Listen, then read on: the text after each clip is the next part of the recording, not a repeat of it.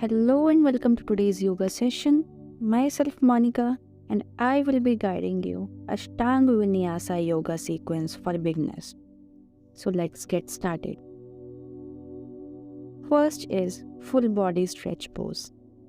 This is done after the main series of Ashtanga yoga depending on the practitioner's level of practice and experience. Hence, ending the main series with the full body stretch pose before starting with the closing series of Ashtanga yoga, take about 5 breaths and stretch the entire body.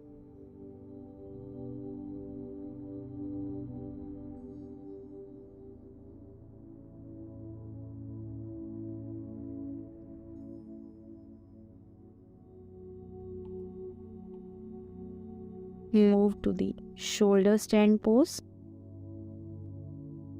Lying on the floor, taking 5 breaths in the full body stretch pose, release, and as you inhale, pick the legs up to raise the entire lower body in a flow while exhaling.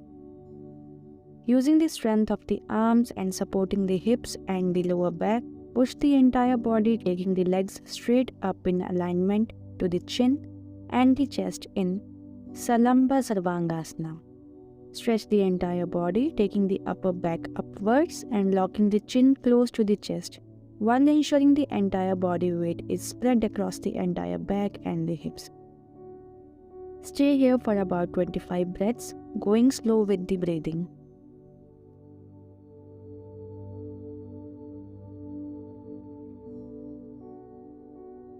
Relax.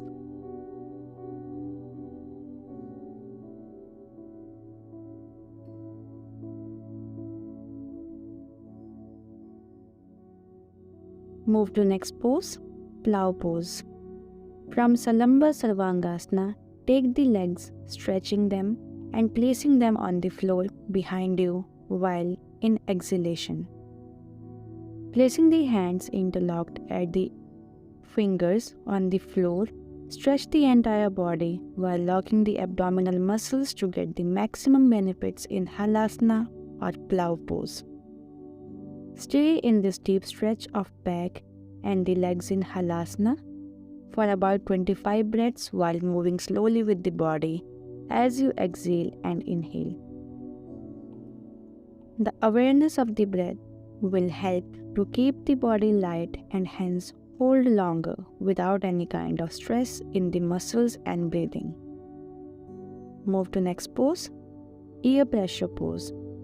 Continuing in this series, release from the Halasana and bring the knees to bend while placing them on the floor close to your ears. This pose requires practice with breathing to ensure the body is comfortable in the posture. Remain here for about 25 rounds of breathing if possible, and make sure the arms placed on the floor help you to pull the body in position.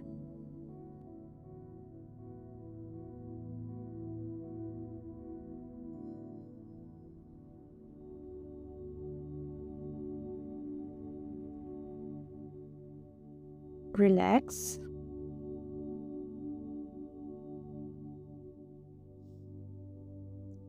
Move to fish pose variation Lotus. Counterbalance poses are important in the practice of Ashtanga yoga series, and here the following 2 poses help to counterbalance the shoulder stand poses.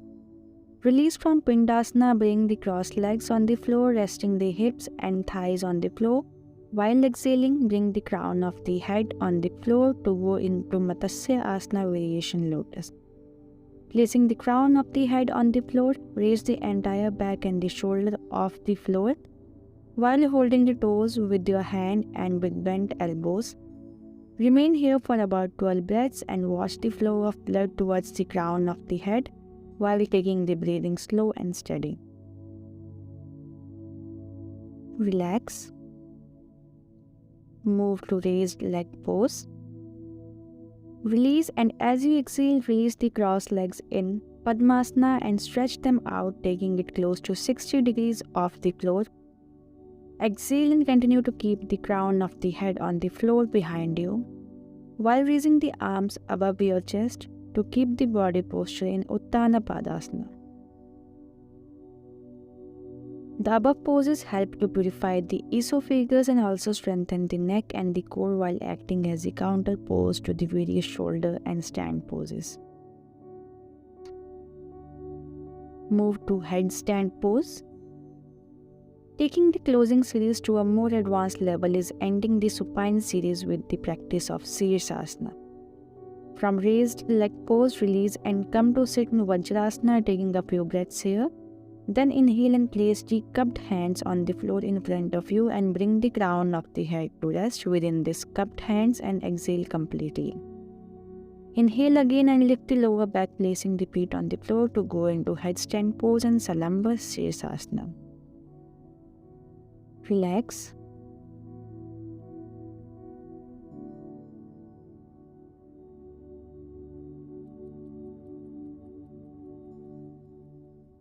Move to child pose. Release from Sirsasana and come to relax in simple Balasana or child pose. This focus toward this pose is on the third eye between the eyebrows. Relax here, taking the breaths to about 5 counts to also relax the shoulders and the neck, acting as the counter pose.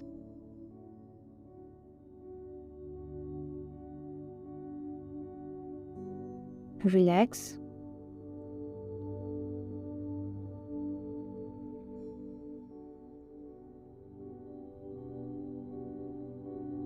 Move to bound lotus pose.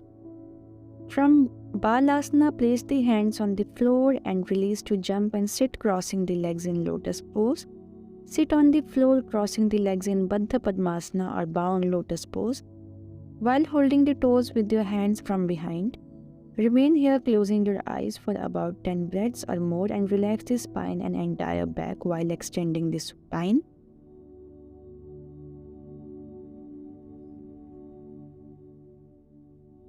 Relax. Move to psychic union pose. From the lotus pose, exhale and go to forward with the torso in yoga mudra pose while pushing the belly in and touching the floor in front of you with nose. Holding the toes tight, take the torso in yoga mudrasana. Remain here for about 10 breaths or more and make sure the breathing is slow, and if possible hold the breath to gain and get better result from the practice of this posture. Move to lotus pose. Going back to Padmasana and seated for about 10 breaths, come to relax, stretching the spine and keeping the chest out and in alignment with the shoulders and the hips.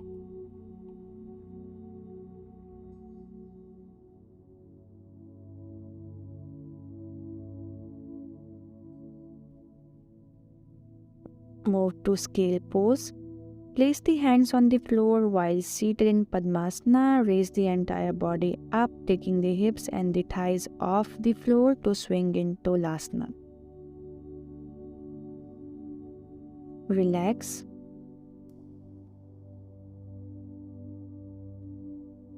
Move to corpse pose.